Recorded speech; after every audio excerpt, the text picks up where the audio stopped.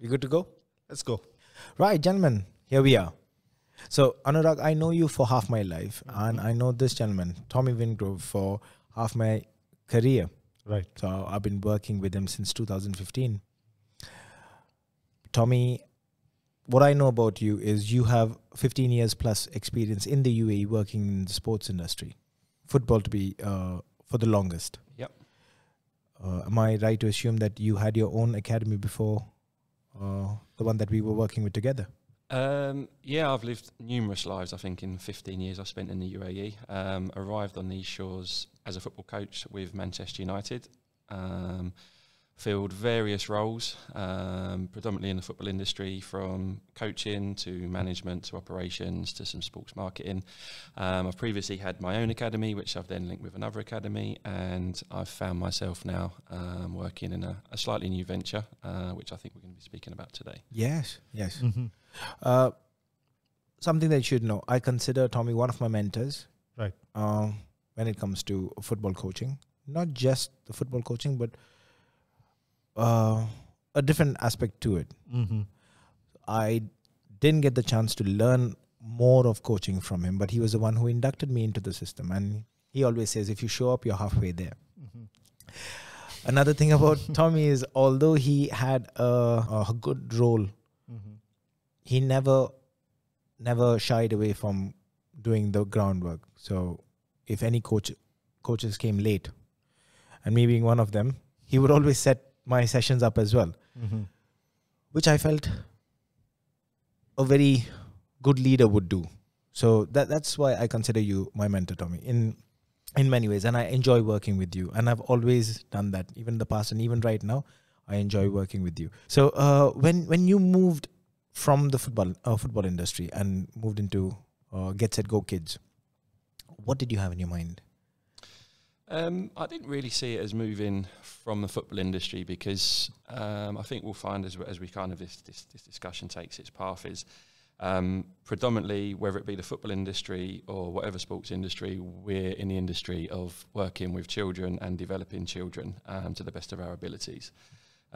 So the move to what is now Get Set Go Kids was kind of a natural progression, because I think I rather saw it as meeting a need, filling a hole from a child development viewpoint, rather than a step away from a football industry, as it were, if that makes any sense. So I've spent, the last 20 odd years of my life educating, coaching, whether it be in a PE teacher's role or football coach's role, and now as a father, and that's obviously some sort of development with my young daughter. But really, Get Set Go Kids was just a natural progression for me. It was stepping away from an industry where I saw, especially in the country that we currently live, a few flaws, I'd call it, and trying to meet a need for young children who are looking to take their first steps into any kind of sport or physical activity.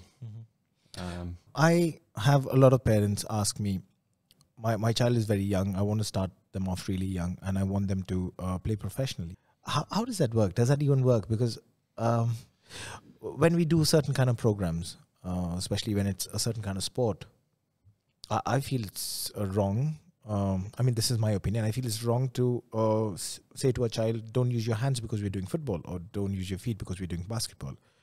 Your thoughts?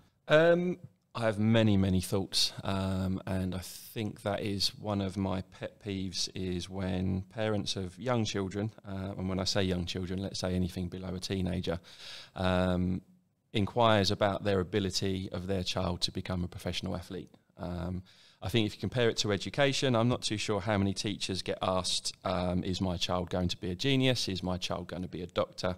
But as soon as we step into the realm of sports, we seem to find a different mindset with parents who kind of expect a very early performance pathway with a very definite destination for that child, which is, as you say, professional sports contracts. And I think we lose a lot of the joy of playing sport and the journey that sport takes us on when that is our target goal.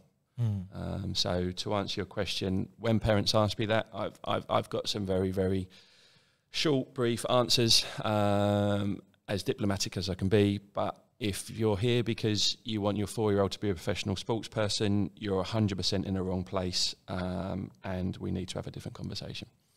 But then there are academies who affiliate themselves with universities, and they say that you can get scholarships. Yeah, I think we're fortunate to live in the UAE, and all of the opportunities it affords all of its residents, whether that be children at the level of schooling I think we can get in the UAE.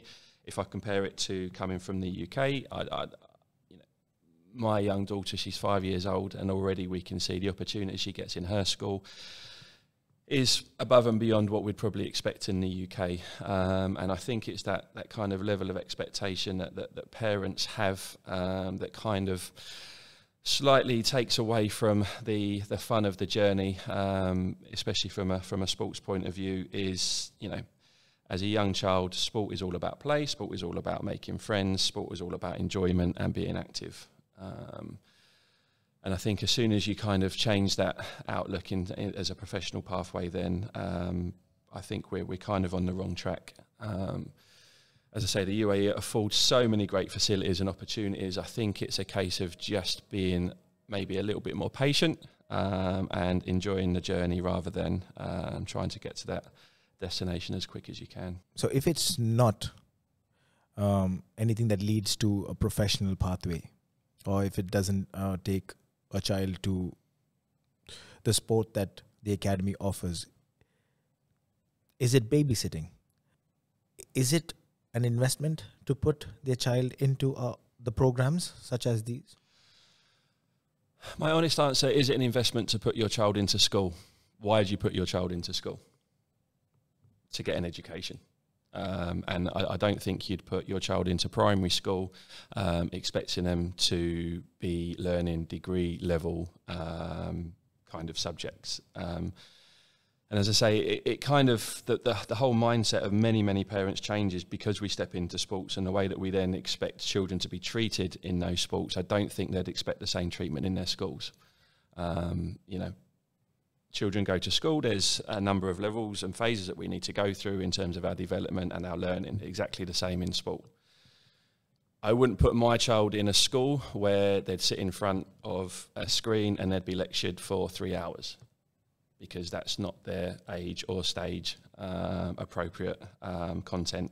And exactly the same with sports is, yes, potentially there is an opportunity for kids to develop into young adults, into professional sports people. That's fantastic. That's always going to be there. But I keep using the word journey, and it is a journey. Is first and foremost with young children. When we talk about young children, our key audience when we look at Get Set Go Kids is from 3 to 8 years old. Golden ages for learning, golden ages for skill development, but also setting a platform, setting a foundation for what's next. 8 years old, you're still very much a young child, and just giving them the confidence and motivation to continue and pursue. It doesn't have to be a professional pathway. I think really our key focus is providing opportunities, providing environments where children gain a love, a passion for sport, for movement, for physical activity, that they then want to pursue, whether it's at 8 years old, and I'm not saying at 8 years old you're any sort of a finished article, but from our programme is, I think at that age then they can start making choices in terms of what they enjoy from a sports and physical activity point of view. I think they're trying to find what they're potentially good at, and still it's very early, but they get a better sense of, I'm enjoying team sports, I might be enjoying a specific sport. My background being football, I might go and join a football academy. So it's setting those foundations, but even joining those academies, there's a number of reasons why you might join an academy. Is it just to basically increase or improve your physical competence, your skill level in that sport, or I just enjoy sport for the pure essence of playing games?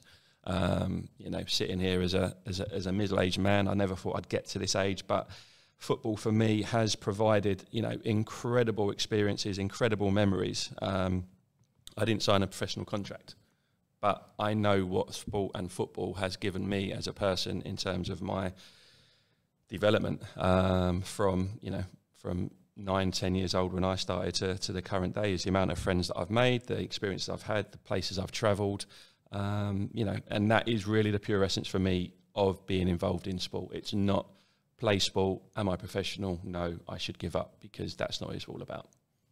So development, not just physically, but also the mental and the confidence level. Yeah, literally the benefits, of physical activity and sport are very obvious. We don't need to go into too much depth, but being in a social team environment, a group environment, there's obviously very many social benefits.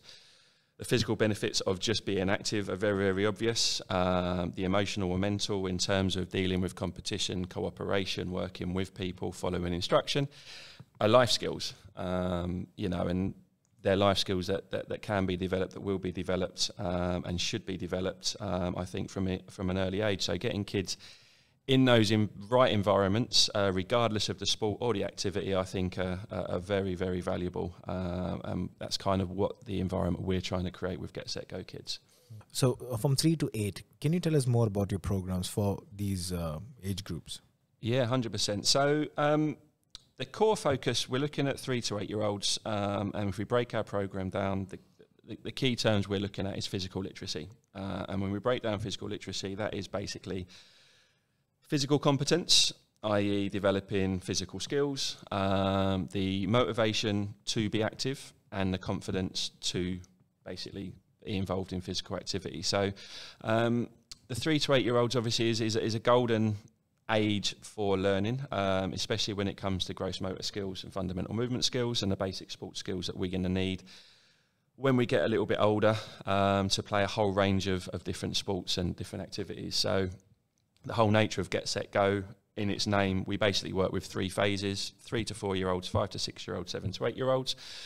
And the program grows with the child in terms of its age and phase of development. So 3 to 4 year olds, we're very, very much interested in purely fundamental movement skills and introducing the youngest children into group play environments. And the word play for our program is very, very important, and it's our priority.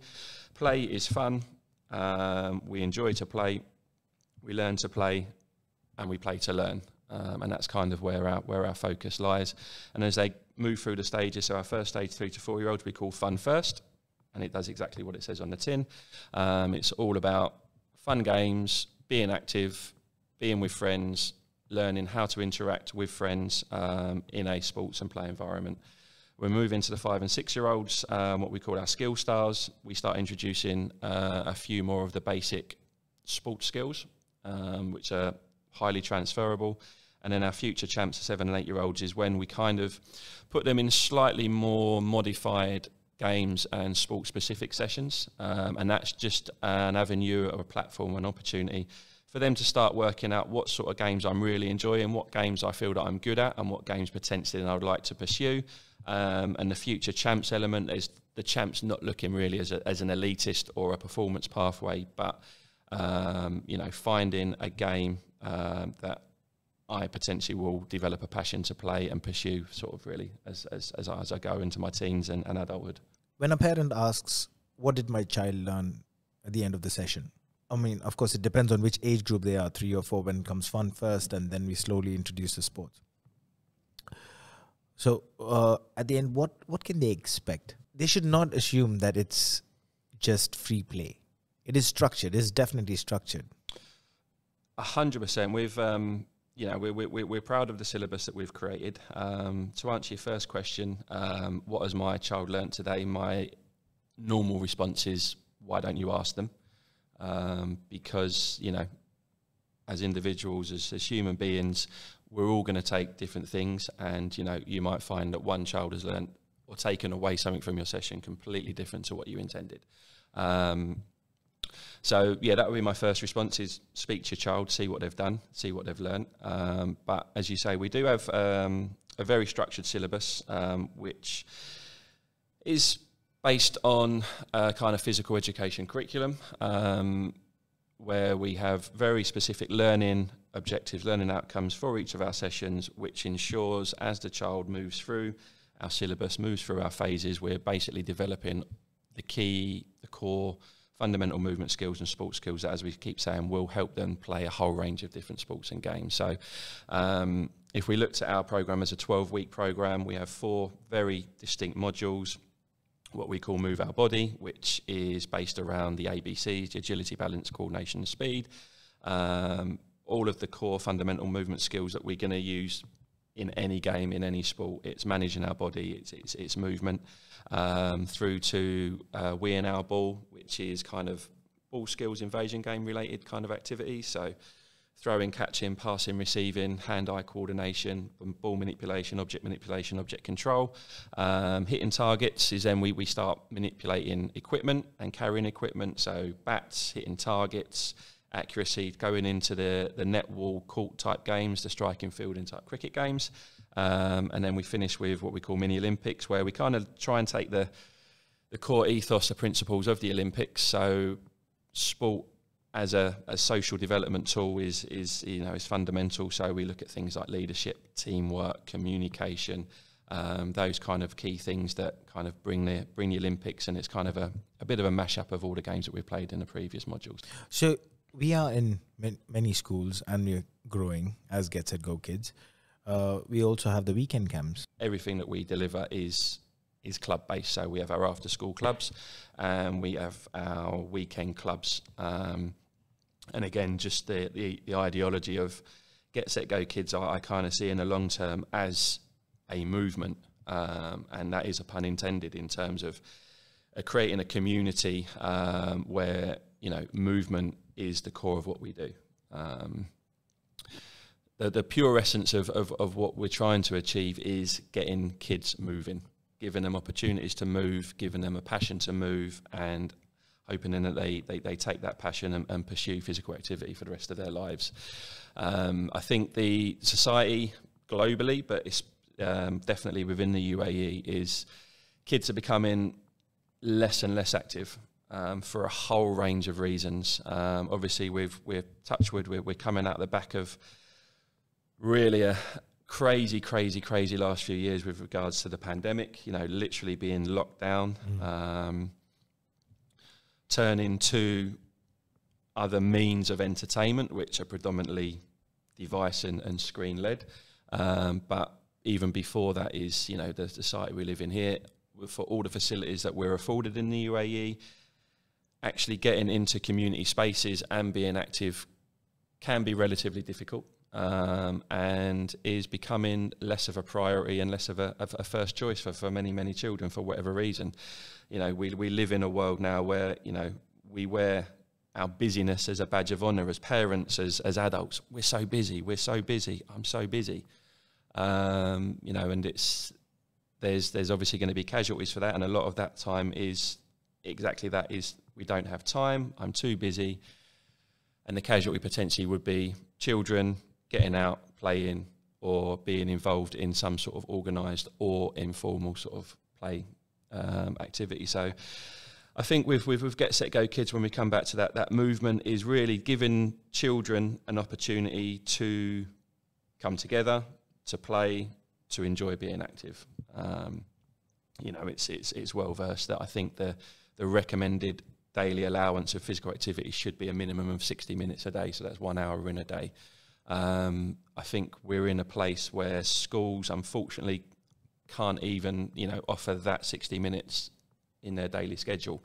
For example, my 5-year-old, she'll get maybe 45 minutes of PE and then maybe 45 minutes of swimming in a week, which is fantastic, but it's not going to fill that quota. And unless, we're busy doing something after school or before school, then, that 60 minutes is very, very easy to kind of to slide off of our priorities, really. And that's kind of where we're trying to offer fully inclusive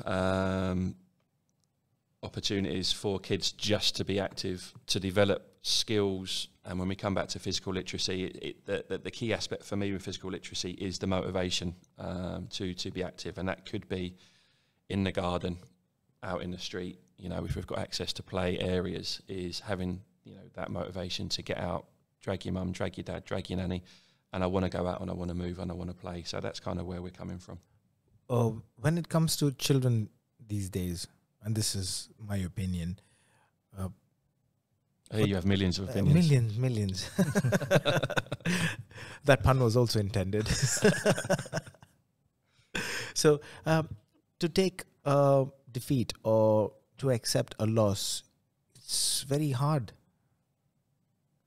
To accept defeat? Yeah, or if they don't get their way, or if they don't progress, or if they don't get the A, or 100 on 100 or 10 on 10, if they get anything lesser. Learning how to take a loss? Learning how to take a loss is... process a loss, maybe. To process the loss is a bit challenging. I think it's challenging if that loss is presented at the wrong stage, at the wrong age. If we come back to, if I'm 4 or 5 year old, I should never really be in a position where I need to process a loss because I don't lose. If you're putting me in a situation where I've lost or I feel like I've failed, you've failed me. Simple. Mm-hmm. And that is the crux of, the youth sports industry, as it stands. We all appreciate that the sports industry, especially in the UAE, is very commercial. People need to make money. To generate more revenue, I think these performance pathways are kind of missold. Parents are misinformed. As you say, the first fault that many people have when you discuss sports is professionalism. Why play sport if you're not going to be professional? To answer your question is, yes, as we grow, as we develop, we should be able to process loss emotionally. But I think it's when you present that experience to a child. And I think if a 4-year-old needs to process loss, then something's gone wrong in a sports or education environment. We're here to give opportunities to achieve and to experience success. That's inclusivity.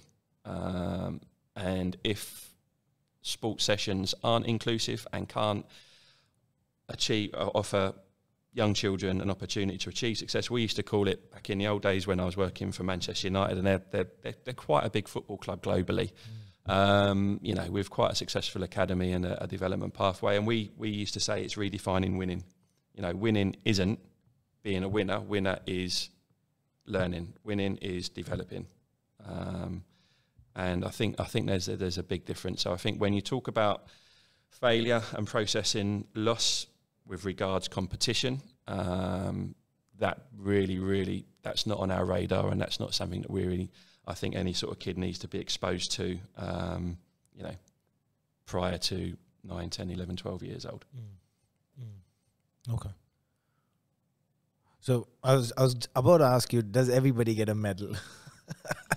And when does it not happen? So yes, of course, at until the age of 9, 10, 11, you encourage and help them learn, and our program is more inclusive. And after that is when the competition starts. Yeah, I think in every single sport, if you look at all of the, when we're talking about performance pathways, we can talk about, I don't think we can use the term elite, before adulthood almost, but long-term athlete development, long-term player development, there's key phases that you need to go through, and up until anything prior to 13, 14, 15, almost 16 years old is about development of the skills that will then, as we go into 15, 16, 17, 18, when competition is then kind of is part of our journey, is part of the game, as part of the sport. Up until then, it's literally about developing the skills and the toolbox to be able to manage that competition.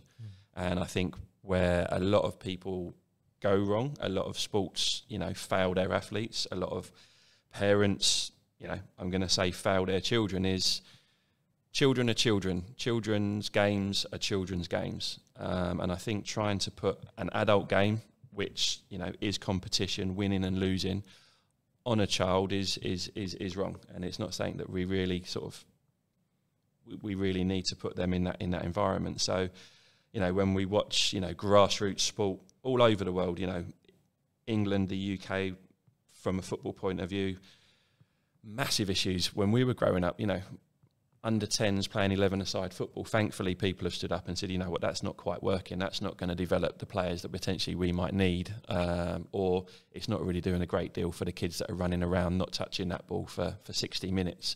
But as parents, they quite enjoy watching their little ones play a game that they never quite made it in. So yeah, I think it's everything needs to be age appropriate. And, you know, if the kid isn't the focus, is not the centre of why we're doing that, then I think we need to revisit and review what exactly we are doing. And that's why you set up Get Set Go Kids, because you saw a lot of gaps in the industry. Yeah, I think it was, it is exactly that. Is I think two things kind of accelerated that was especially the football academy market that we're currently sort of involved in the UAE is completely saturated, which is fantastic from an opportunity point of view. I think provision, you know, having so much opportunity and so much choice has to be good. I think the only issue then becomes is when the level of choice for parents, it becomes a little bit of a minefield in terms of what becomes a good choice. What is good provision? What does a good academy, regardless if it's football, basketball, you know, any sports academy, what does a good kids academy, what should it look like? What should it be offering? You know, and we could compare the same with schools is, you know, what makes a good school? What does my child need to develop, to learn, and to basically come out the other end as an adult, sort of fully rounded? And it was exactly that. So from a football point of view, Dubai, in the 15 years I've enjoyed living here, the society I think is getting younger and younger. So new families arriving in Dubai, generally with younger children, just because I think the cost of education and the cost of living is becoming more of a priority for people that are landing. And we used to deliver. You know, we were the same for football academies that I've worked in, managed. We saw the 3, 4, 5, 6-year-olds as a key target audience because, you know, there's a massive population. When we go into schools, they're the sessions that we'll always fill out first. But in terms of the programme that we were offering those children, were we offering it for the child or were we offering it for the school and the parent? And I think as soon as you start offering those programmes more directed at the parents, what you think the parents would want to see, then it started becoming a little bit of a catch-22 for me, and it didn't quite sit right, because I think there's times that, you know, as a parent, I put my kid in the football academy, I want to see them learn and develop in football. But again, if we bring it back to the pure essence of being 4 years old, football is really a complete irrelevance. I think it's very important, you know, football can be seen as a vehicle to get kids active, but I think that programme at that age and stage, regardless of what sports academy you're delivering, I think you still need to hit those core fundamental movement skills and the core sports skills within your programme. And, you know, I think if hand on heart, it wasn't something that we were really delivering on, because there would always be a part of that session that we'd have to play to the parents and say, look at your 4-year-old playing football. You know, as a 4-year-old, I don't want to give up my ball because I'm 4 and that ball's mine. So, you know, you're not going to see me pass. You're not potentially going to see me shoot because I don't really understand the necessity for shooting. So, around the houses, exactly as you say, Get Set Go Kids was literally stripping all of the pressure of a sports-specific academy and taking that away and just looking at what do kids between the years of 3 and 8 years old need, what are they going to enjoy, and what's really going to start sparking that passion for playing sports and games and physical activity. It is a team effort, isn't it? Child development. So it's the parents, it's the coach, it's the teachers, it's the community, everything. Do you think do you think Get Set Go Kids is going the path that you imagined when you wanted to start it? In short, yes. I think that the feedback that we're receiving from lots of parents from the schools that we're currently delivering in is pretty positive. We've kind of, especially from an after-school club point of view, we're trying to fill a sizable gap in the market, really, with regards to offering kids and parents a program where they don't specifically have to choose an activity, you know, or a specific sport that they need to commit to for the next 10, 12 weeks. We play a whole range of sports and games on the basis that each sport that we deliver in a session is developing a specific skill, or we're looking to achieve a specific learning outcome. So, for example, we're just finishing a module this week, and our module has been based on shooting and scoring, using our hands, using our feet, but the idea that we need to take an object, our ball, to a destination, i.e. the goal. How are we going to put it in the goal? How are we going to get it there? How do I can work with my teammates? Or how can I do that on my own? And that's, you know, that's applicable to every single invasion game, every single team sport that we're going to find ourselves playing as we grow up. You know, those underlying principles and the core skills that we need to kind of achieve those goals.